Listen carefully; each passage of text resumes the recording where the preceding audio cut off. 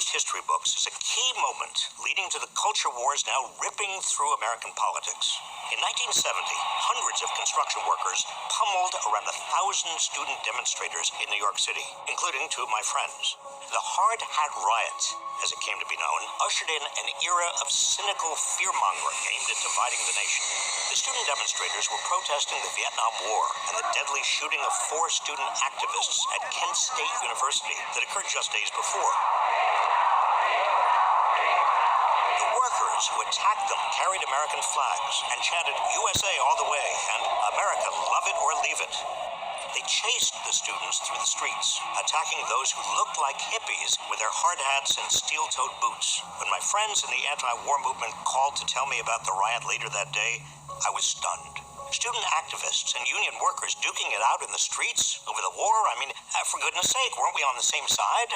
According to reports, the police did little to stop the mayhem. Some even egged on the thuggery. When a group of hard hats moved menacingly toward the action, a patrolman apparently shouted, "Give 'em hell, boys. Give 'em one for me."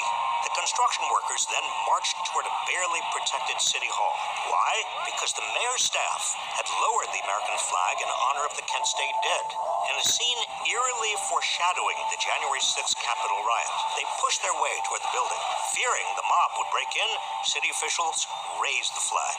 The Hard Hats also ripped down the Red Cross banner that was hanging at nearby Trinity Church. And in their fury against university students protesting the war, they stormed a nearby Pace University building, smashing lobby windows with their tools and beating students and professors. Around 100 people were wounded that day, most of whom were college students. Several police officers were also hurt. 6 people were reportedly arrested, but only 1 construction worker. My friends escaped injury, but they were traumatized. The Hard Hat Riot had immediate political consequences. It was, in my opinion, a seminal moment in America's culture wars. Then President Richard Nixon exploited the riot for political advantage. His administration had been working on a blue-collar strategy to shift white working-class voters to the Republican Party. "Thank God for the hard hats," Nixon exclaimed when he heard about the riot. But rather than passing pro-labor policies to court workers, which would go against the values of the pro-business Republican Party, Nixon sought to use cultural issues like patriotism and support for the troops to drive a wedge between factions of the Democratic Party,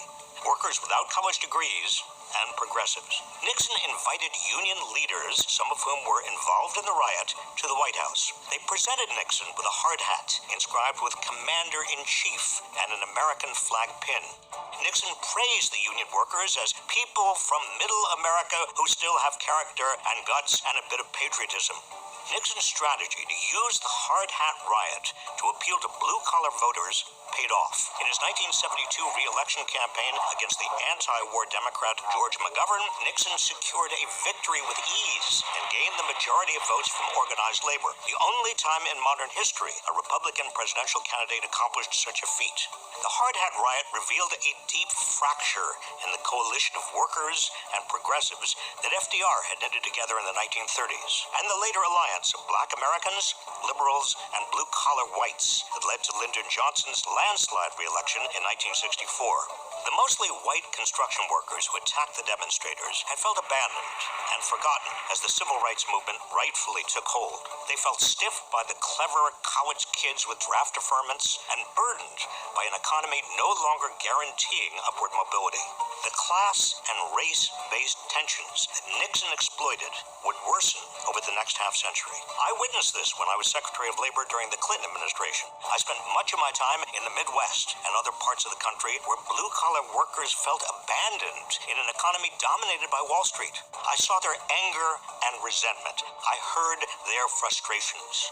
In my view, the Democratic Party has not done enough to respond as Republicans have destroyed unions, exacerbated economic inequality through trickle-down economic nonsense, tried to gut just about every social safety net we have, and stood in the way of practically every effort to use the power of government to help working people. Today, the right is trying to channel that same anger and violence against the Black Lives Matter movement, the LGBTQ+ community, especially transgender people and drag queens, and whatever else they consider woke. It's the same cynical ploy to instill a fear of the other as a means to distract from the oppression and looting being done by the oligarchs who dominate so much of our economy and our politics. As such, today we face the same questions we faced in 1970. Will we finally recognize that we have more in common with each other than with those who seek to divide us for political and economic gain? Can we unite in solidarity and build a future in which prosperity is widely shared by all? I truly believe that we can.